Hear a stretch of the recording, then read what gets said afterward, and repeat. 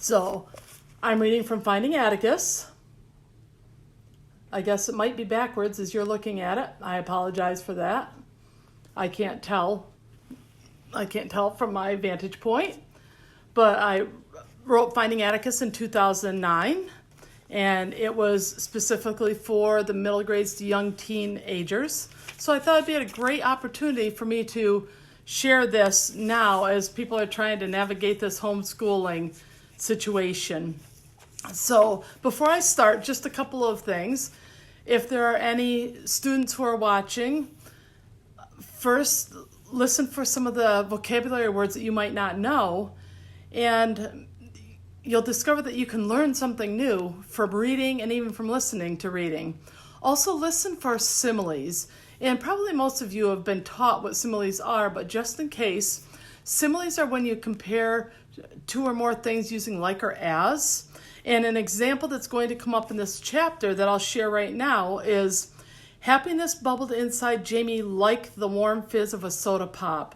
So it's comparing her happiness to something different, which is the soda pop. So look for those kinds of things as you're listening to the story. And also I encourage you to relax, sit back, and close your eyes, because if you're like me, when you're listening to a story, you like to imagine what's happening. And this is one way for you to do it, is to just listen to me read. And it's kind of fun because you get to hear it as I intended it, as I'm reading it when I was writing it. So chapter 1 is Sunday, Good News, Bad News. Jamie Reston perched on the 5th row of the metal bleachers, her fingers, arms, and legs crossed like a human pretzel. She would have crossed her eyes too, just for the extra ounce of good luck, but then she wouldn't have been able to watch Atticus trot around the show ring. The golden retriever stood as still as a statue in the confirmation ring, his ears alert to his owner and handler. Charlotte Taylor was at his side. The female judge and a steward huddled at the side of the oval ring. Their matching brown jackets blended to make them look like one large person with two heads. Around the exterior of the ring, spectators murmured as they waited for the results of the judging for the final class.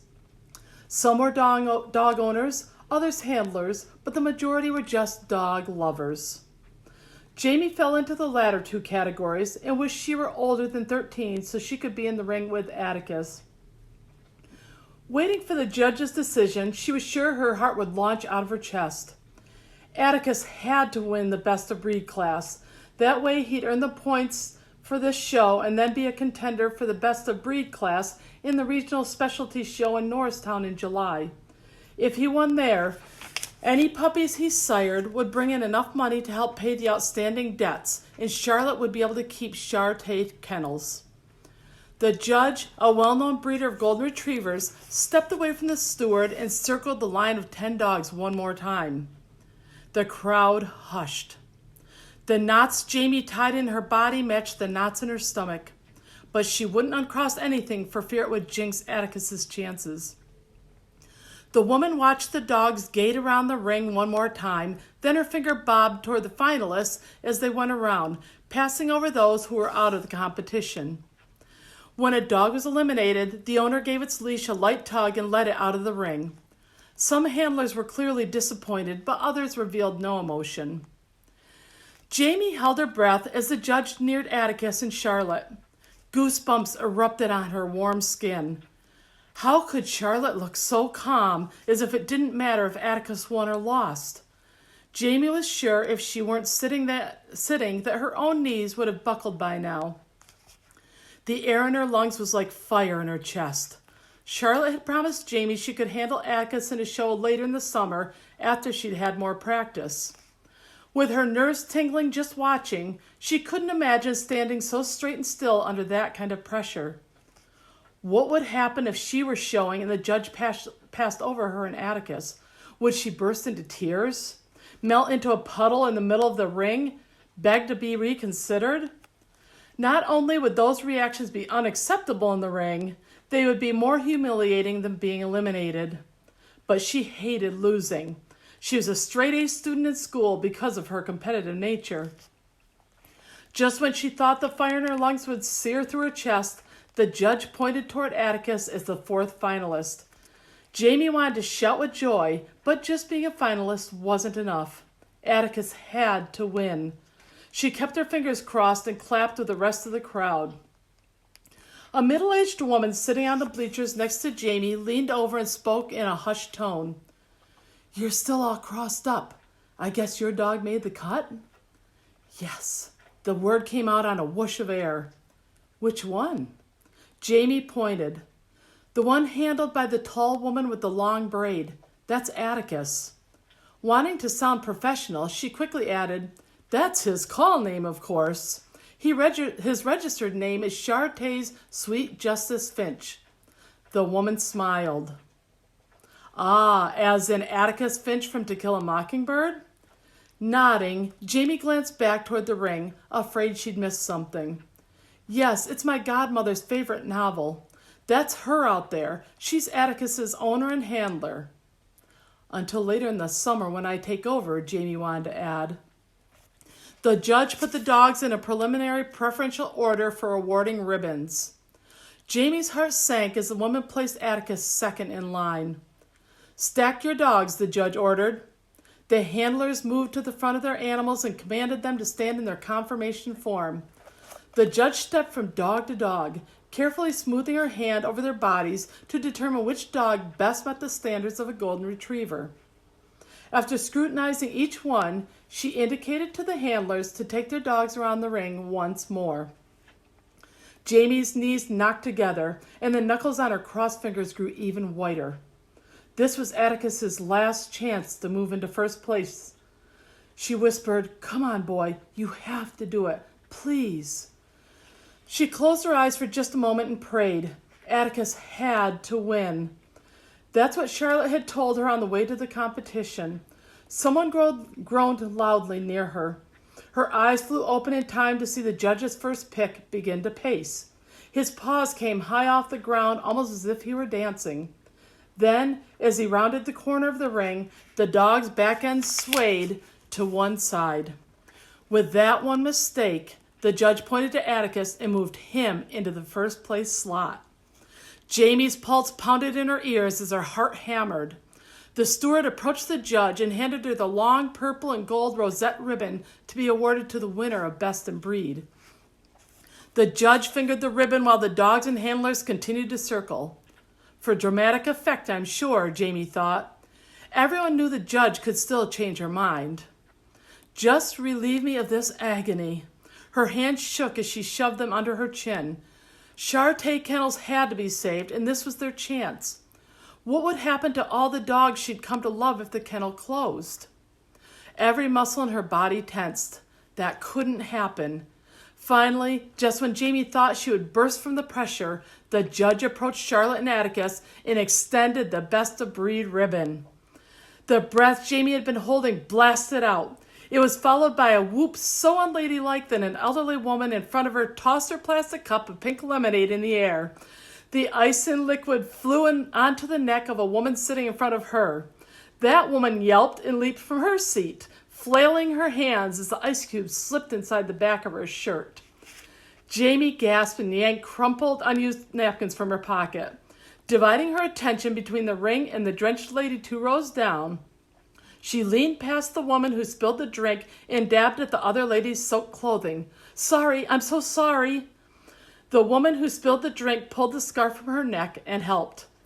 When Charlotte and Atticus began the victory walk around the ring, Jamie dropped the napkins. She shoved her index fingers into her mouth, formed a V with them, and created a shrill whistle that caused the people around her to clap their hands over their ears and cringe. It was a whistle she'd learned from her father when she was 11. It was one of the many things he'd taught her before he died. Atticus's ears shot up in their classic bent-over style, and his head swiveled in her direction. The bright lights above glinted off his chocolate brown eyes, making him appear even more alert. Charlotte immediately corrected him with a light tug on the leash. He snapped back into professional form, only his ears twitching with the continued whistle. Bleary-eyed, Jamie was barely aware of the judge determining the best of the opposite sex winner between the 2 female dogs. The spectators applauded politely while Jamie continued her piercing whistle. She wanted to be sure Atticus knew she was there. Charlotte was his owner and handler in the show ring, but outside the ring, Jamie and Atticus were inseparable. They'd been that way since Jamie started working at Charté Kennels for her 8th grade service project a year before. While many of her classmates struggled to choose a project by the October 1st deadline, Jamie's decision was made before she left 7th grade. This special golden retriever was her life. As Charlotte and Atticus exited the ring, Jamie jumped from the 4th tier of the bleachers. She landed just inches from Atticus's paws, dropped to her knees, and flung her arms around his neck. He, in return, nuzzled her hair. "I knew you'd do it, Addie." She framed his muzzle with her hands and cupped his ears between her fingers. "You're my boy." She ruffled his ears, as proud as if he were her dog. She'd had a puppy once, until the family discovered her younger sister, Haley, was very allergic to anything with fur. Now, Atticus and the other dogs at the kennel filled her need to be around animals. She enjoyed all of them, but none had a lock on her heart like Atticus. Sometimes she thought they could read each other's minds. She planted a kiss on Atticus's ear, then stood. A smile lit Charlotte's face. "Way to go, kid." She slapped Jamie's palm in a high five. "I never could have gotten him ready by myself. You're partly responsible for this win." Happiness bubbled inside Jamie like the warm fizz of a soda pop. There's that simile I talked about. Atticus knew he had to win if there's any chance of saving Charté Kennels. "He must have heard you tell me that, Charlotte." Charlotte's smile drooped. "Considering that the money tree I planted isn't producing anything but regular old leaves, I guess Atticus's future puppies are my only hope." A tight laugh followed her weak joke, and Jamie realized Charlotte was more worried about Charté Kennel's future than she'd let on. "He's a real show stealer," Charlotte added. "Let's get him ready for his mug shots." When Jamie turned to lead the way to the grooming area, she collided with something as solid as a wall. A broad-chested man blocked her way. The logo on his dark blue polo shirt was level with her eyes. The shirt pulled tight across his chest and shoulders, causing the muscles underneath to make him look even bigger. "Excuse me." She glanced up. The man's gaze was fixed on Charlotte.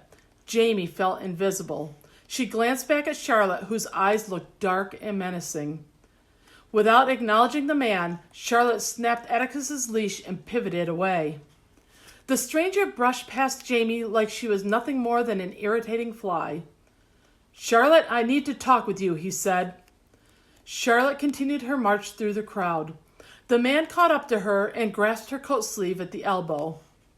Charlotte's shoulders squared and lifted before she whirled around. Her lips were pulled into a tight, angry line and her eyes narrowed. Jamie rarely saw her godmother angry, but it was clear there was a storm brewing now. That's called a metaphor, by the way, that line. It was clear there's a storm brewing now, because there's not really a storm going on, but that's what Charlotte's face looks like. And so that's what Jamie is comparing it to. "What do you want?" Charlotte hissed. Even the voice didn't match the Charlotte Jamie knew. The conversations of people in the crowd buzzed like bees, but Jamie still heard the man's response. "You know exactly what I want." His deep voice sent a shiver down Jamie's spine. Atticus's tail drooped so low it was tucked between his legs. His attention darted between his beloved owner and the intimidating man. "We have nothing to talk about, Mike. If you'll recall, I wasn't interested in your offer or the terms." "I have a new offer," he countered. Charlotte arched a thin eyebrow. "Why? Because Atticus won again? I'm not interested." She looked past the man to Jamie. "Come on, Jamie. We need to get Atticus ready for the photographer." Before Jamie could take a step, the man growled. "I'm prepared to double, maybe even triple, my original offer." Charlotte gasped. "Don't make the same mistake twice," he added. There was an awkward silence while Charlotte glared. What was this guy talking about? And why did he have this effect on her godmother, Jamie wondered. Finally, without shifting her attention from the man, Charlotte held the leash out toward Jamie. Please take Atticus and start grooming him. I'll be right there. Jamie looked uncertainly at Charlotte and then the stranger. But, go ahead, Charlotte said more sharply. Jamie obeyed and took the leash from Charlotte's outstretched hand. Will you be okay? She whispered as she stepped past Charlotte. Charlotte nodded. Wait for me at the grooming area. I'm sure this won't take long. Despite her desire to stay, Jamie led Atticus through the crowd and away from Charlotte. She glanced back and saw the pair moving to a more isolated area. An uncomfortable sensation rolled like a wave in her stomach. Something was very wrong. Charlotte, her mom's best friend, was the happiest, most easygoing person Jamie had ever met. This change in demeanor, especially when Charlotte should be walking on air because of the wind, didn't feel right. But Jamie was just a kid. What did she really understand about the grown-up world? By the time she and Atticus made their way through the crowd and into the back area where the grooming tables and crates were, Jamie's hands were shaking. She hadn't shaken like that since the day her father died last fall. Like that day, she had no control over what was happening, and it frightened her. Used to the routine, Atticus leaped onto the grooming table. Jamie opened the equipment trunk and pulled out an oversized metal comb and a pin brush with spiky, needle-like bristles. She closed the trunk lid and stepped next to Atticus to begin grooming. After each stroke, she looked up, hoping to see Charlotte. Atticus, too, seemed uneasy. Instead of standing quietly, as he usually did, his head swung back and forth and dipped down and up as he tried to see around the pedestrians blocking his view. Several of the spectators had seen Atticus win stop to admire him. Jamie welcomed the distraction and tamped down the nausea that threatened to slither up her throat like a poisonous snake. He's very handsome, one man commented. A little girl who looked about 5 squeezed past the adult's legs and reached up toward Atticus's nose. Her mother snatched her tiny hand and picked her up. Don't touch him, he might bite. Oh, no, Atticus is used to people, Jamie reassured her. I take him to Shady Nook every Tuesday to visit with the residents at the assisted living center and nursing home. He's a trained therapy dog.